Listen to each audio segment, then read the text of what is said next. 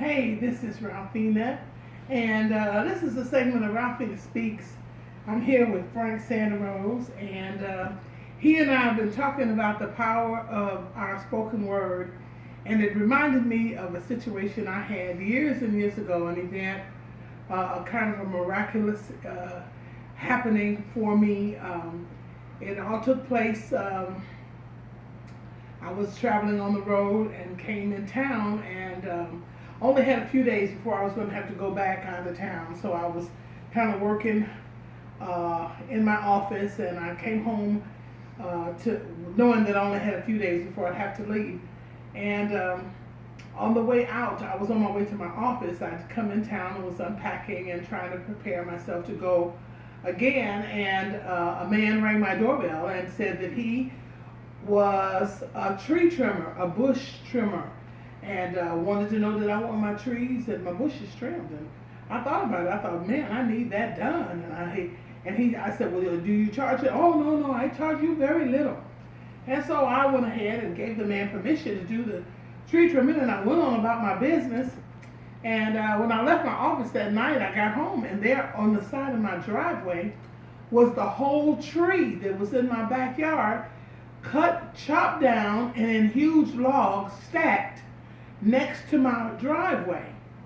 And right at the end of the tree trunk were these huge bags where he ground the stump and bagged the stump shavings and put them next to my driveway.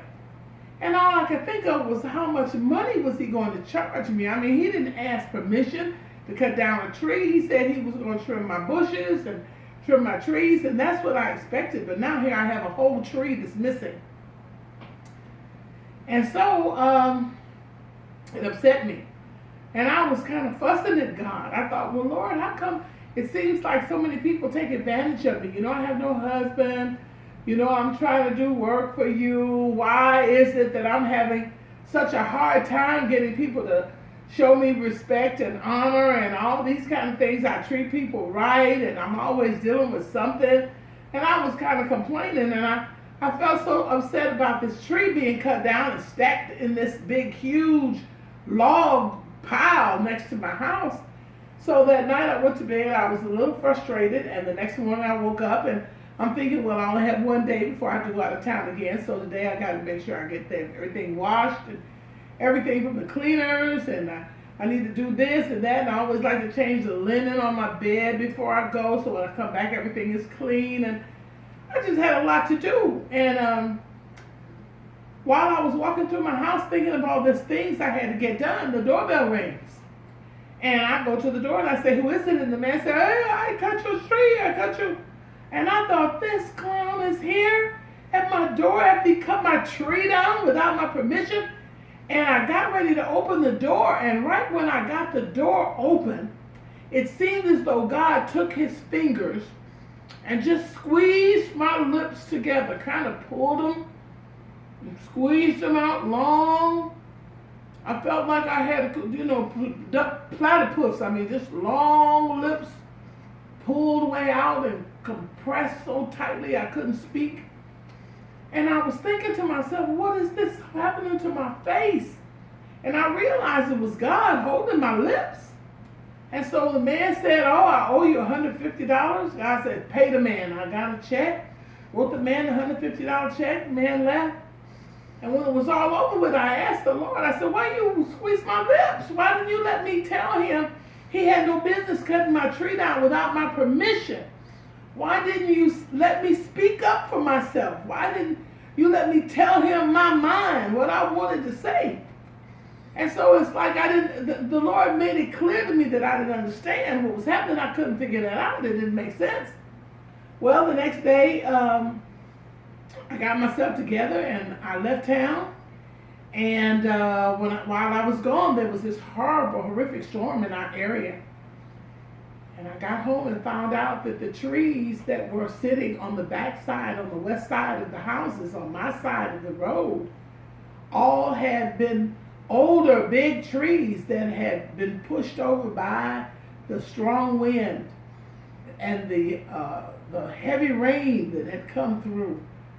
And the house next door and 3 or 4 houses down from there and a house across the street from there. The trees all fell toward the east. And the houses had their trees on the backside. All of our houses kind of designed the same. The tree that was cut down by the man would have fallen in my kitchen, across into my garage, and crushed my car. But my tree was stacked and cut in logs next to my driveway. God had made provision for me, and he let me know that he didn't want me to speak words that would have uprooted and undermined and derailed the plan and the protection that he had put in motion for me. He used that man to provide for me a protection from having the tree fall. He had the man cut the tree down. And I would have uprooted it. I would have dismantled it. I would have destroyed it if I had a chance to fuss at this man for cutting my tree down without my permission. And it just caused me to know how important it is for us to guard our mouths. God guarded my mouth for me. I didn't have enough sense at that time to recognize that what was happening, something that was happening good for me. I didn't see it from that perspective when I first realized my tree was cut down. But when I came home and saw all the devastation and the destruction to the houses that were near me and the places where I saw the trees fall that were close to the homes that fell into the houses, and I knew that my tree was probably the oldest tree on that side of the houses. My tree was a big tree, but my tree was stacked, cut in logs, perfectly next to my driveway. God had taken care of me. And he just let me know that guarding my mouth is very important. And because I wasn't smart enough to guard my own mouth, he did it for me. If we could recognize the creative abilities that are in us to give life to activity and visualizations and situations that we face by the things we say, we would be almost silent. I think about the places in the Bible and the times that I've read how little Moses spoke, how little David spoke, how little Joshua spoke, how little, because they started to learn that whatever they said is what they started to see. So if you're not aware of the fact that you're created by a magnificent God that made you in his magnificent likeness, the power of the tongue, and I want it understood that the death and life are in the power of the tongue. And when I first heard the scripture, I kind of memorized it backwards. Life and death are in the power of the tongue, life and death. And I thought I had an understanding. And then the Lord had me to look at the scripture, and it didn't say life and death. It said death and life.